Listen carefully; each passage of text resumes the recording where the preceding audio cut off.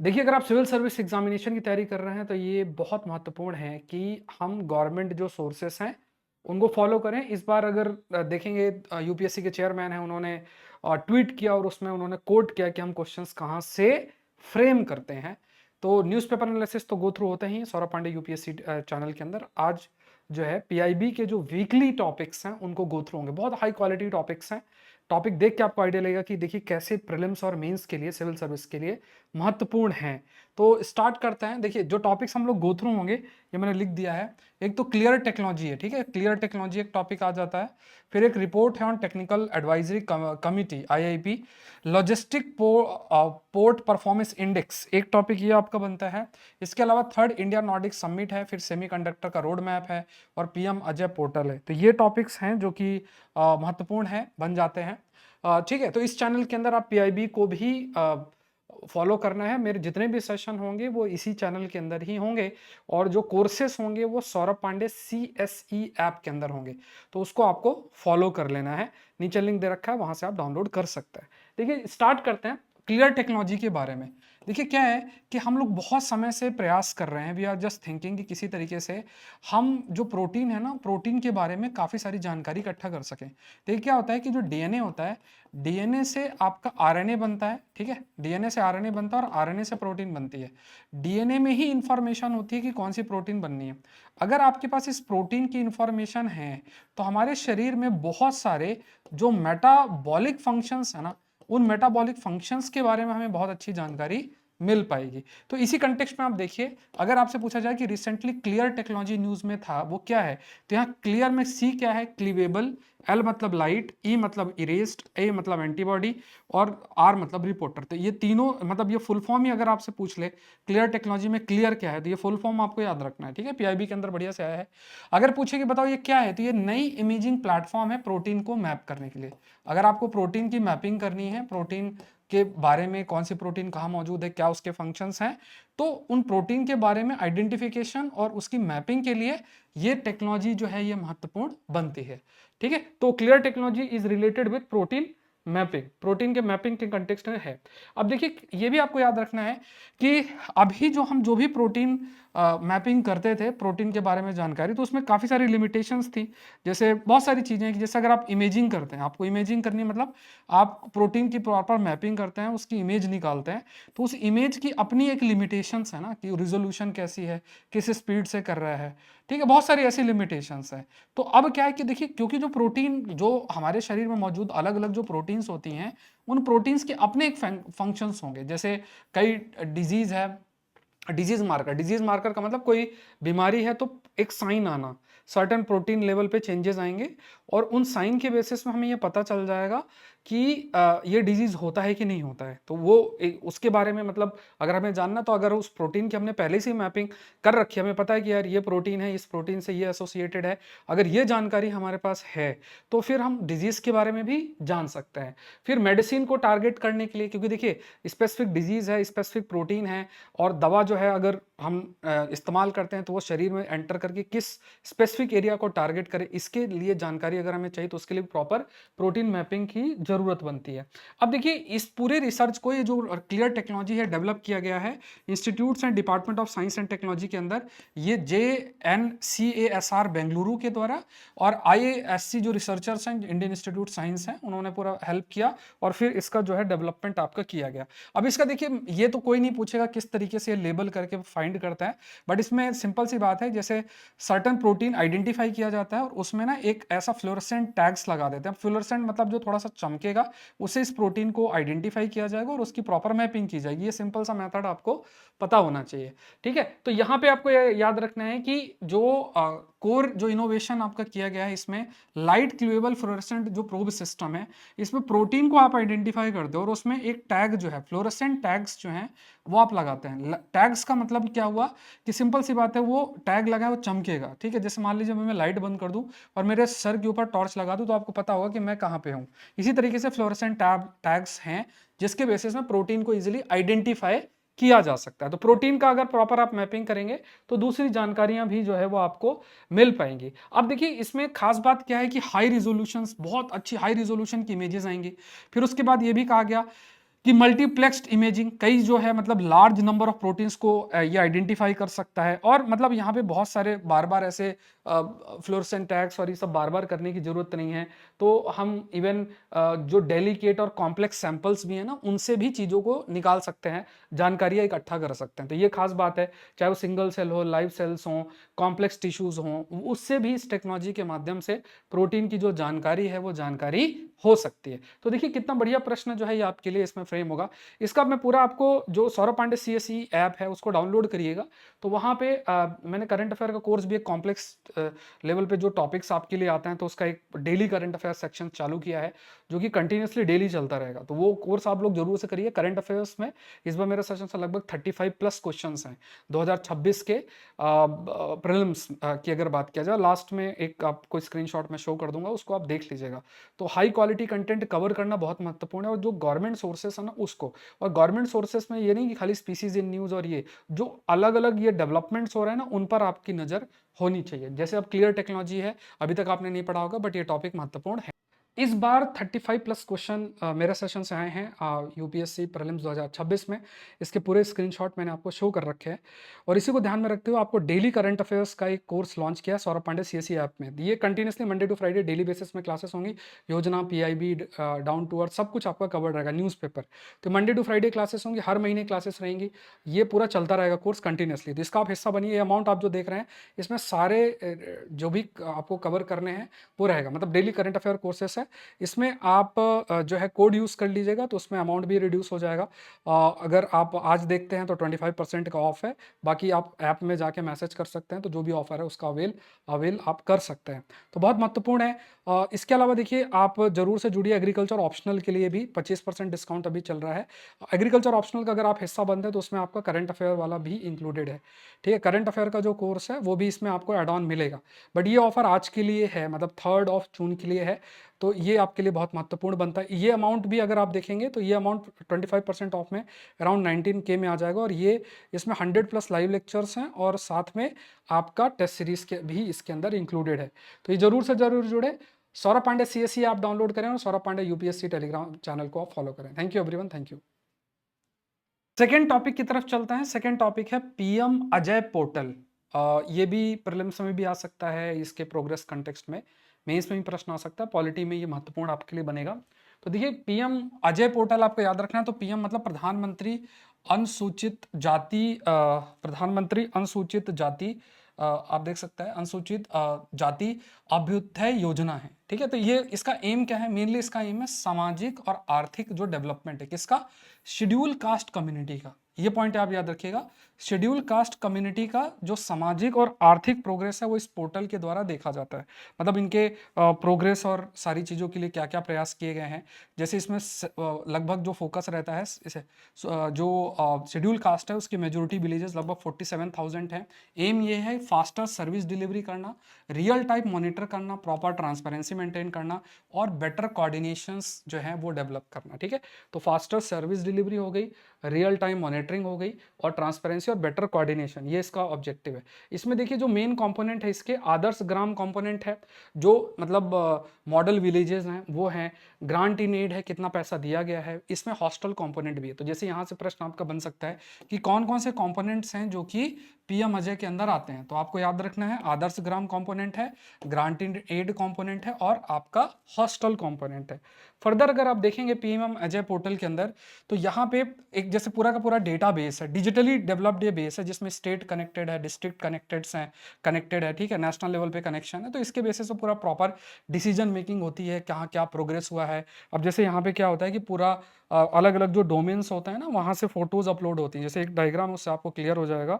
Like for example यहाँ पे जैसे आप देखेंगे, यहाँ पे offline door to door survey होता है, फोटोज अपलोड होती हैं, नोटिफिकेशन है, डैशबोर्ड रिपोर्टिंग प्रॉपर होती है, डिजिटल बेनिफिशियरी का रजिस्ट्रेशन होता है, फिर real time village development plan generation होता है। ये सारी मतलब डिजिटली जो है वो village level development plans develop होते हैं बेस्ड ऑन जो भी सर्वे है उसके कंटेक्स्ट में देखा जाए। तो ये इस ऐप का बेसिक आपका फीचर है। तो रियल टाइम डेटा जो है, इससे ओवरऑल अकाउंटेबिलिटी इंप्रूव होती है, जियो टैग्ड फोटोज़ हैं, जियो टैग मतलब एक ज्योग्राफिकल लोकेशन, कहीं फोटो खींची है तो ये वहीं की फोटो है, उस चीज़ को टैग किया जाता है। जियो टैग फोटो हेल्प करता है वेरीफाई करना एक्चुअल वर्क जो ग्राउंड में है, और डिजिटल ट्रैकिंग ड्रास्टिकली जो है वो डिलेस पेपर वर्क और जो भी मैनुअल एरर है उसको रिड्यूस करने में मदद करता है। तो ये पीएम अजय पोर्टल के बारे में ये बेसिक फैक्ट्स आपको पता होना चाहिए। टॉपिक नंबर 3 डिस्कस करते हैं, ये इंफ्रास्ट्रक्चर कंटेक्स्ट में जीएस पेपर 3 के लिए बहुत महत्वपूर्ण है। इसको देखते हैं क्या क्या पार्ट है। टॉपिक का नाम आप देखिए, लॉजिस्टिक पोर्ट परफॉर्मेंस इंडेक्स है, शॉर्ट में LPPI हम बोलते हैं।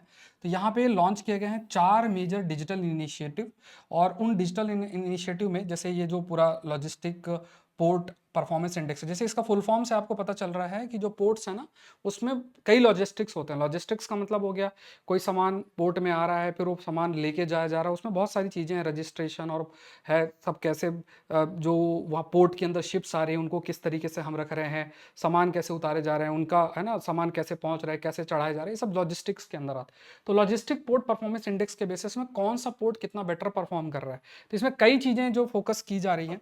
तो इंडिया का जो digital evolution in maritime logistics में, समुद्री लॉजिस्टिक्स में हम क्या क्या कदम उठा रहे हैं, ठीक है, 2024-25 में देखा जाए, एक तो हमने logistic port performance index develop किया, दूसरा हमने 4 मेजर जो डिजिटल इनिशिएटिव लिया जिसमें हमने गवर्नेंस इंप्रूव किया, ट्रांसपेरेंसी, ईज ऑफ डूइंग पे हमने वर्क किया, फिर हमने जो है 37 फाउंडेशन डे जो है जवाहरलाल नेहरू जो पोर्ट अथॉरिटी मुंबई है उसका फाउंडेशन रखा, और एक मैसिव जो है स्टेप लिया जिसके माध्यम से डिजिटल टेक्नोलॉजी का यूज करके पोर्ट का गवर्नेंस हम इंप्रूव जो है वो करें। फिर उसके बाद देखिए ये जो आपकी इंडेक्स है जो अभी हमने देखा LPPI, इसका मेन ऑब्जेक्टिव क्या है, इसका मेन ऑब्जेक्टिव यह है कि हम जो पोर्ट है वहां पे लॉजिस्टिक्स कैसे इंप्रूव करें, नेशनल बेंचमार्किंग करें, जैसे है ना, और जितने भी पोर्ट है भारत के पोर्ट है उनकी प्रॉपर मार्किंग करें कि जो भी चीज़ें हैं उनको अच्छे तरीके से सो कॉल्ड लॉजिस्टिक्स हैं कितना इंप्रूवमेंट हो रहा है कितना नहीं हो रहा है। जैसे आप एक स्टेशन में जाते हैं तो एक स्टेशन में जाते हैं तो रहता है ना कितनी आसानी से आपको टिकट मिल रही है, कितनी आसानी से आप ट्रेन में चढ़ रहे हैं,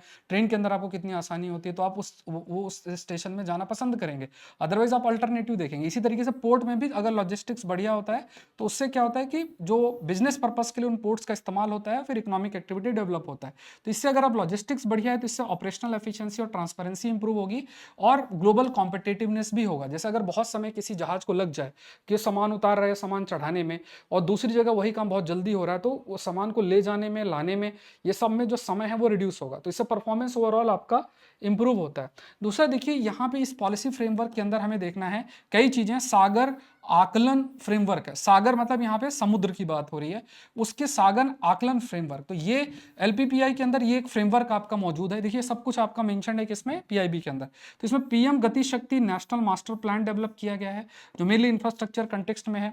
फिर आपके पास मैरीटाइम विजन 2030 है, उसको भी इससे जोड़ा गया है। उसका मैरीटाइम अमृतकाल विजन है, ठीक है। उसके बाद है ना, ये सारे के सारे फोकस्ड एरिया हैं, और मेनली क्या है कि जैसे चाहे वो इंफ्रास्ट्रक्चर हो समुद्र के कंटेक्स्ट में, चाहे वो मैरीटाइम इंडिया विजन है कि हमारे क्या क्या गोल्स हैं, ठीक है, जब हम समुद्री एस्पेक्ट की बात करते हैं उसको ब्लू इकोनॉमी कैसे डेवलप करना है, और या मैरीटाइम अमृतकाल विजन है 2047। तो इन सब को आपका, इन सब को, ये सब एक महत्वपूर्ण पिलर है हमारे सागर आकलन फ्रेमवर्क की अगर हम बात करते हैं, और उसके अंदर ये इंडेक्स भी आपकी इंक्लूडेड है। अब ये सब बहुत महत्वपूर्ण रोल हमारे ओवरऑल डेवलपमेंट में करेंगे। अब देखिए पोर्ट्स को कैसे इवैल्यूएशन किया जाएगा, तो एक तो देखिए जो कार्गो कैटेगरीज हैं, कार्गो मतलब सामान लाने ले जाने में, dry bulk, liquid bulk, containers, ये सारी चीजें कि जो सामान लिया जा रहा है वो ड्राई है, लिक्विड बल्क है, मान लो ऑयल और ये सब है, कंटेनर्स हैं, इनको देखा जाएगा। फिर उसके बाद किस तरीके से कार्गो का हैंडल किया जाता है, वेसल्स टर्न अराउंड टाइम, कि कोई वेसल्स वहां पे आता है, पार्क होता है, फिर उसके बाद सामान उस पर डाके वो कितना जल्दी जा रहा है, फिर बर्थ आइडल टाइम कितना है, कितने समय तक वहाँ आइडल कोई चीज़ रखी रहती है, प्री बर्थिंग वेटिंग टाइम कितना है, कंटेनर जो ड्वेल टाइम कितना है, जो कंटेनर है वो उसमें सामान रखना, फिर वो जहाज में चढ़ा देना, ये सब कितना टाइम लग रहा है, ये सब चीज़ें जो है ये सारे के सारे आपके इंडिकेटर्स हैं जिस बेसिस में पोर्ट्स को जज किया जाएगा। फिर देखिए वेटेज क्या है, ये वेटेज अगर हम बात करें तो यहाँ पे जो एक तो एब्सोल्यूट परफॉर्मेंस देखा जाएगा कि इन सारे इंडिकेटर्स में क्या परफॉर्मेंस किस तरीके से है, और year year on year improvement कितना है, इक्वल इंपॉर्टेंस 50/50, मतलब 50-50 जो है it will encourage continuous operation improvement. मतलब यहाँ पे ऐसा एब्सोल्यूट परफॉर्मेंस भी देखा जाएगा ओवरऑल कितना है, और फिर ओवरऑल मान लीजिए आज कितना है उस परफॉर्मेंस को देखा जाएगा, और साथ में ईयर ऑन ईयर क्या इंप्रूवमेंट हो रहा है इस चीज को भी देखा जाएगा। इस बेसिस में हम कैलकुलेट करेंगे कि किस पोर्ट कौन सा पोर्ट कितना बेटर है। अब इसमें देखिए कुछ इनिशिएटिव्स और भी हैं, जैसे 24/7 ग्रीवेंस रिड्रेसल रहेगा, जिसमें ई नाविक जिसे बोला गया है, शिप रजिस्ट्रेशन एक मॉड्यूल इसमें इंक्लूड किया गया है जिसे ई समुद्र बोला गया है, फिर मेडिकल प्रैक्टिशनर वहां पे होंगे, unified ship recycling credit note module भी आपका होगा। ठीक है, जो जो शिप रिसाइकलिंग है ना, मतलब जो शिप होती है ना, शिप भी तो एक समय तक होती है ना, तो उस शिप को हम किस तरीके से बाद में उसको किसी और फॉर्म में रिसाइकिल करके उसके मटेरियल मेटल्स को यूज करके कुछ और पर्पस में कर सकते हैं। तो उस ये भी कुछ मैरीटाइम कंटेक्स्ट में ये भी कुछ इनिशिएटिव्स जो हैं वो आपके लॉन्च किए गए। फिर देखिए यहाँ पे कहीं भी ग्रीवेंसेस, कहीं से भी आप अपना ग्रीवेंसेस सामने रख सकते हो, जैसे ई नाविक पोर्टल है, टॉल फ्री हेल्पलाइन है, व्हाट्सअप नंबर है, डेडिकेटेड ईमेल है, ये सब प्रयास आपका ग्रीवेंस कंटेक्स्ट में है। फिर शिप रजिस्ट्रेशन ई समुद्र में किया जा सकता है, तो यहाँ पे क्या है कि जो digital ship registration module activate किया है, डिजिटली आसानी से शिप को रजिस्टर किया जा सकता है। इट्स मतलब कोई भी वेसल्स का जो प्रोसेस रजिस्ट्रेशन है बहुत ईजी आपको कर दिया गया है। तो इससे मेन गोल क्या है कि इंडियन जो मैरीटाइम एडमिनिस्ट्रेशन है वो ग्लोबल शिपिंग स्टैंडर्ड्स को फॉलो कर सके। तो रजिस्ट्रेशन भी आप देखिए कि इंडियन मैरीटाइम एडमिनिस्ट्रेशन जो हमारा समुद्री लेवल पे हम जो प्रयास कर रहे हैं उसको जो ग्लोबल स्टैंडर्ड्स हैं उससे जोड़ा गया है। ठीक है, जो ग्लोबल स्टैंडर्ड्स हैं उस पर आपको फोकस किया गया है। तो यहाँ पे क्या है कि मेडिकल प्रैक्टिशनर्स मॉड्यूल भी है इसमें, जो भी डॉक्टर्स ऑथराइज्ड हैं जो कि सी फेरर्स होंगे जो समुद्र में जाएंगे, वो उनको प्रॉपर रजिस्टर करना स्ट्रिक्टली वो मॉनिटर करेंगे। फिर इससे क्या है कि फेक और जो फ्रॉडिकल, मतलब कई बार होता है मेडिकल सर्टिफिकेट ऐसे ही प्रोवाइड कर दिया, जो लोग ट्रैवल करते हैं समुद्र के रास्ते से, या जो सी फेरर्स और ये सेलर्स होते हैं मूव करते हैं, तो प्रॉपर उनका मेडिकल जो सो कॉल्ड सपोर्ट प्रोवाइड करना और प्रॉपर सर्टिफिकेशन करना, ये भी इसके अंदर फॉलो आपका किया गया। फिर देखिए इसमें जो शिप रिसाइकलिंग क्रेडिट स्कीम है, जिसको गवर्नमेंट के 70,000 करोड़ जो मैरीटाइम डेवलपमेंट पैकेज है उससे जोड़ा गया। वेसल्स जो है वो रिसाइकिल किया जाएगा Hong Kong convention compliant Indian yard. ठीक है, और उसके बाद इसका जो क्रेडिट नोट है, like 40% of the vessel scrap value, मतलब स्क्रैप करके उसको एक सर्टन वैल्यू में कन्वर्ट किया जाएगा, और ये must be used for the new ship building project in India.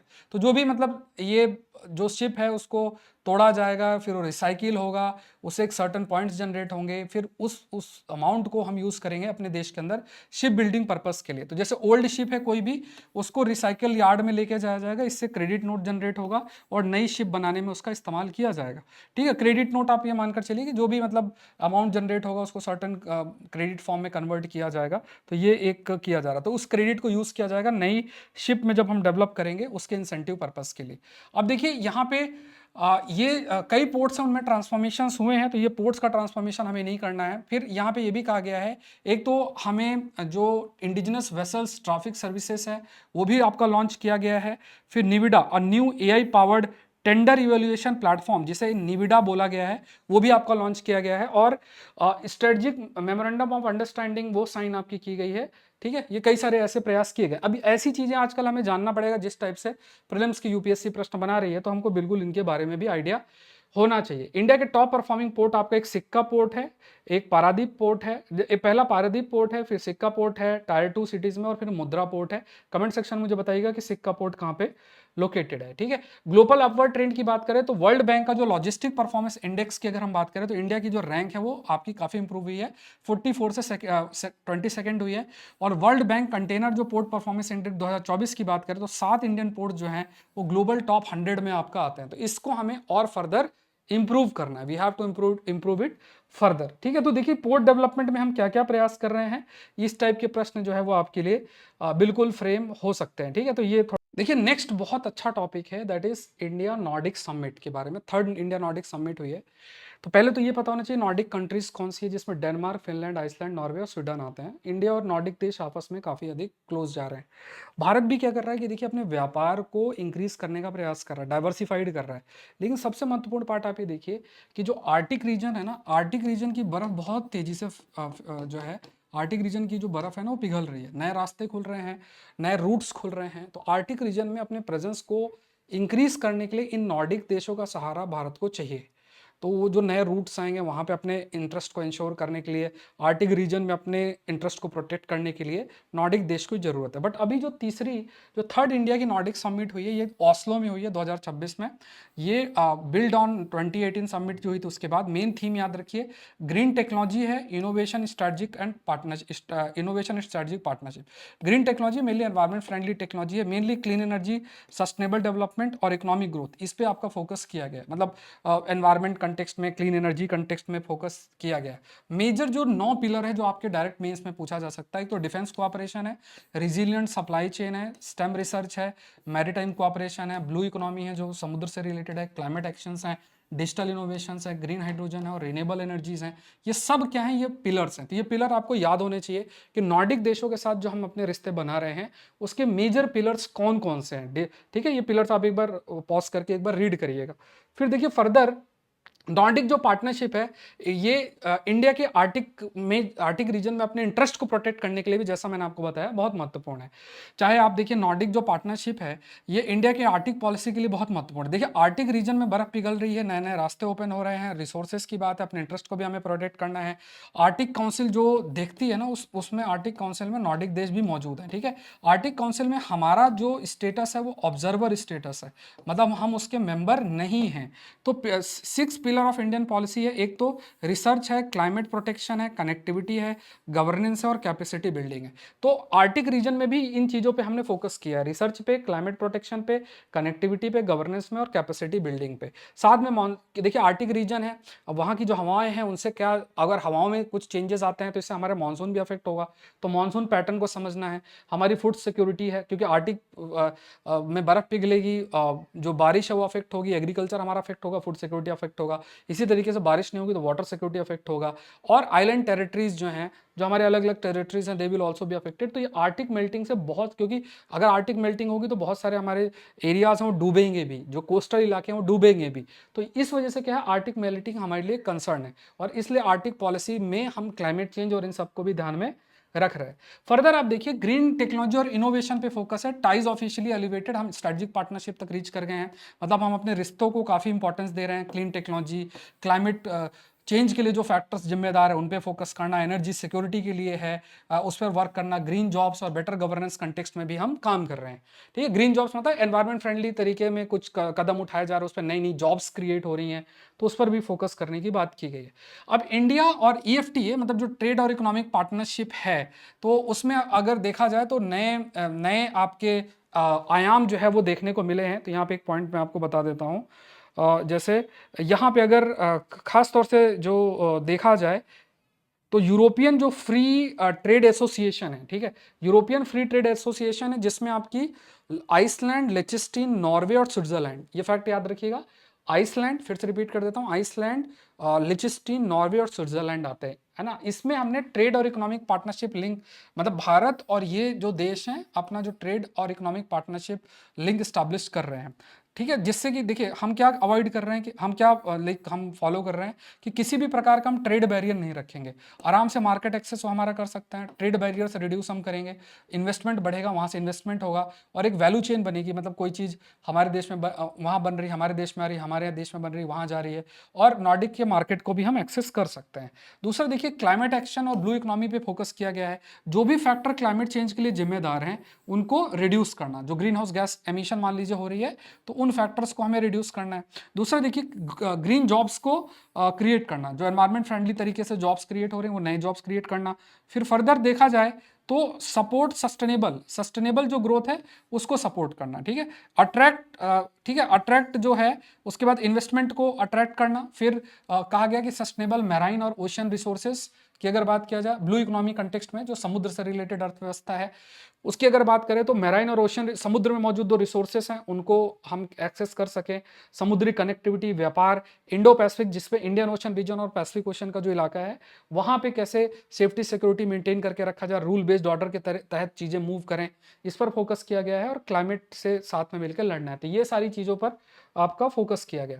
दूसरा देखिए स्टेम टैलेंट और डिफेंस कंटेक्स्ट में भी, स्टेम मेनली क्या है, जो आपकी साइंस टेक्नोलॉजी मैथ्स वाले जो एरियाज होते हैं, तो वहाँ पे टेक्नोलॉजी ट्रांसफर, एकेडमिक लेवल पे कोऑपरेशन, नेक्स्ट जनरेशन टेक्नोलॉजी जैसे 6G है, टैलेंट मोबिलिटी की बात करें तो benefit for Indian students, researchers, professionals, startups, businesses, ये टैलेंट मोबिलिटी है। डिफेंस कंटेक्स्ट में आप देखिए industrial collaboration, domestic production, exports, job creation, ये सब एरियाज हैं, ठीक है। ये एरियाज है जहां पे हम फ्यूचर लेवल पे जो है वो जुड़ेंगे, मतलब जुड़ रहे हैं, इन एरियाज पे हम आगे काम करेंगे।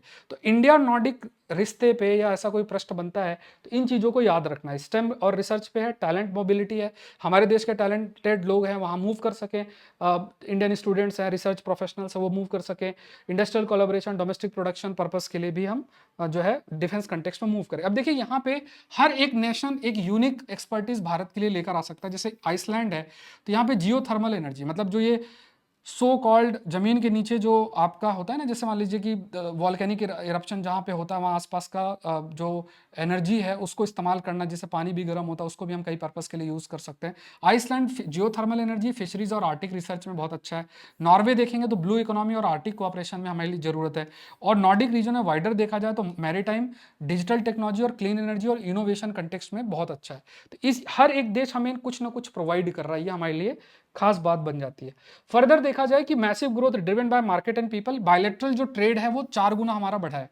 एक तो ये इन्वेस्टमेंट जो है उसमें भी इंक्रीज हुआ है कई लेवल पे। जैसे देखिए इंडिया के डायस्पोरा है, योगा के लिए लोग योगा है, सिनेमा है, स्टूडेंट्स हैं, फेस्टिवल्स हैं, टूरिज्म है, ऐसे बहुत सारे एरियाज है जहाँ पे लोग जा रहे हैं, ठीक है। मतलब नए एवेन्यूज आ रहे हैं जिससे कि इंडिया और नॉर्डिक देशों के बीच में इंटरकनेक्शन जो है वो आपका स्टेबल धीरे धीरे आपका हो रहा है, ठीक है। तो यहाँ पे हम नॉर्मल डिप्लोमेसी से लॉन्ग टर्म स्ट्रेटेजिक पार्टनरशिप की तरफ प्रोसीड कर रहे हैं, जहाँ पे हम जो ग्लोबल कोऑपरेशन है उन ग्लोबल कोऑपरेशन पर वर्क करेंगे और green technology Arctic engagement context में प्रोसीड करेंगे, ठीक है।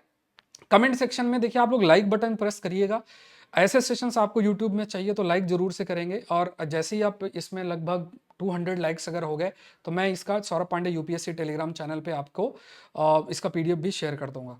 बाकी आपको सौरभ पांडे CSE ऐप के अंदर फ्री में मिलेगा, कोई इसमें वो नहीं है, फ्री में आपको ये पीडीएफ आपको वीकली बेसिस पे मिल जाएगा। देखिए आज के टाइम पे जिस टाइप से क्वेश्चंस बन रहे हैं, चाहे मेंस में हो, प्रीलिम्स में हो, आपको इन चीज़ों में ध्यान रखना है। अब जैसे ये पूरा वीक का हम डिस्कशन कर रहे हैं तो पूरे वीक में ये जो टॉपिक्स हैं ये टॉपिक्स आपको गो थ्रू होना ही होना है।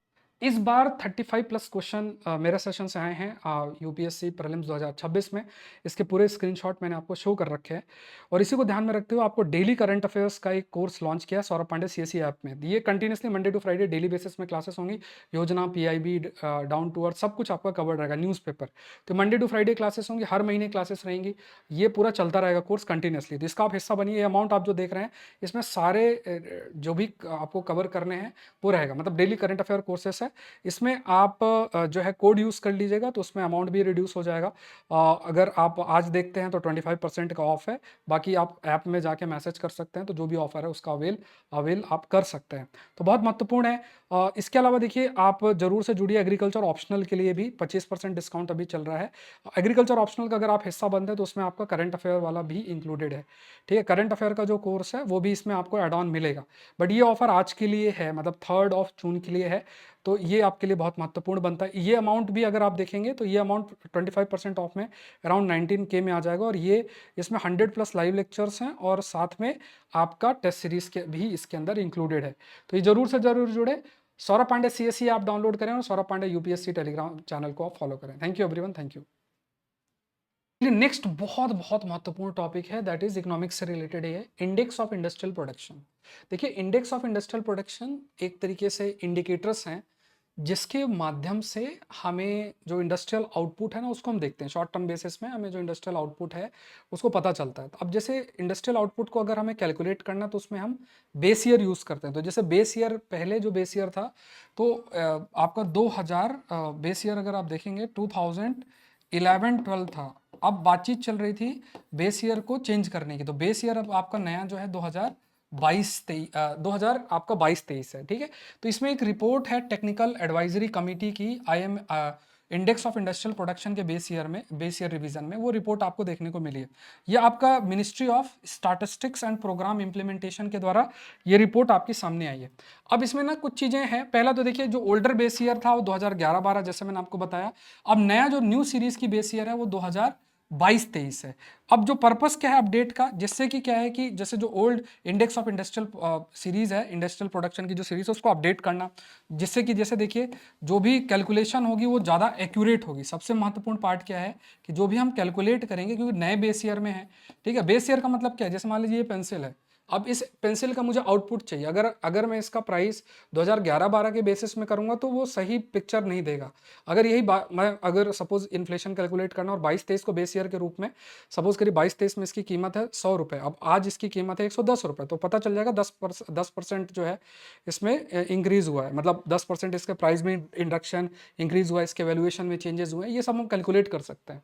तो यहाँ पे आपको ये ध्यान में रखना है कि इंडेक्स जो है मोर एक्यूरेट हो और रेलिवेंट हो, इस वजह से बेस ईयर को चेंज करना जरूरी हो जाता है।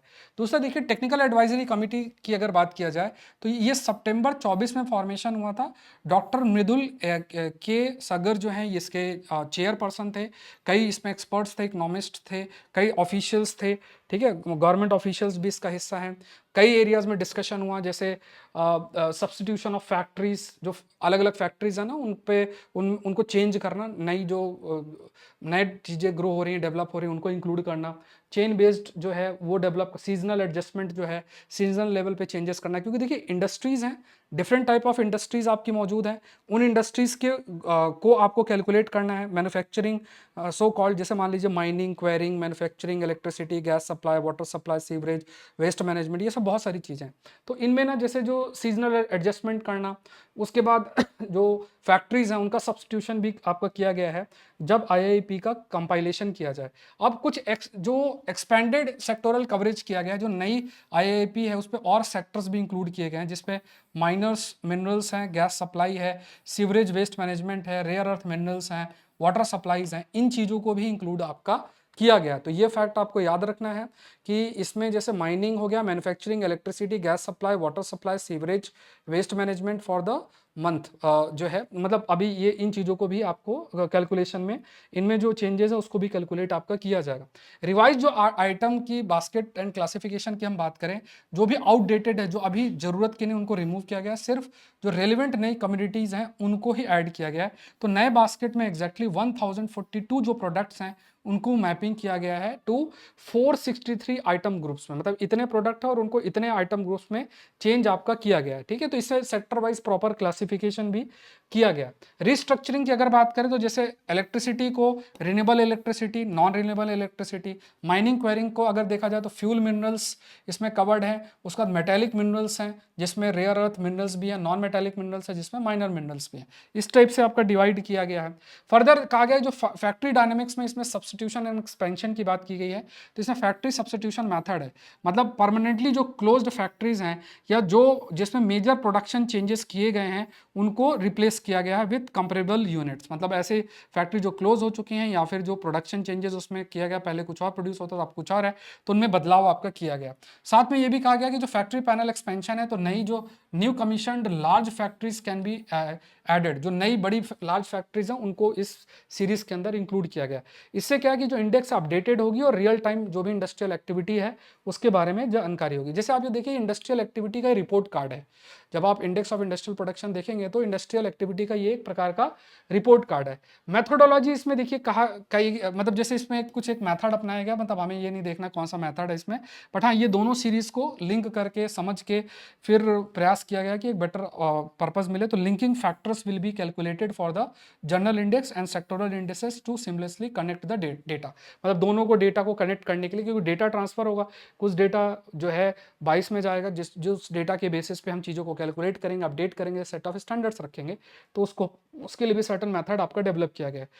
फिर देखिए टाइमलाइन क्या है कि जो index value will be released from here onwards, जो भी इंडेक्स की वैल्यू है अप्रैल 2023 से चालू हो गया था।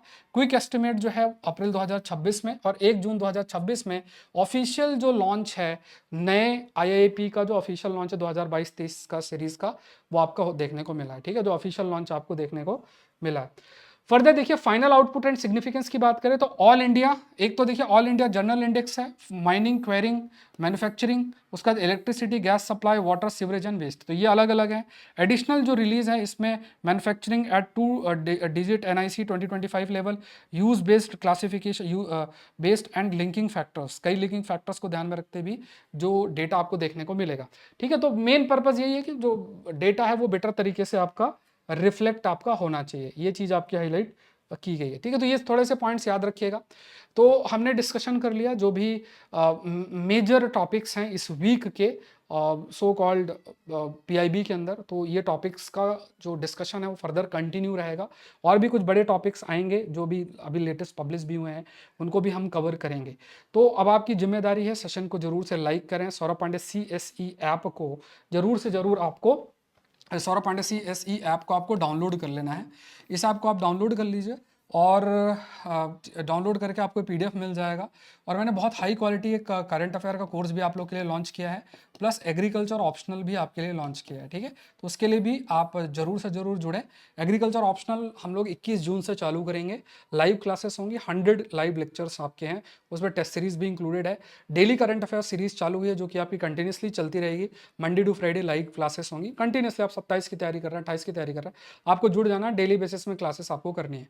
ठीक है, तो वो बहुत महत्वपूर्ण कोर्स है, उसका भी आप हिस्सा जरूर से जरूर बने।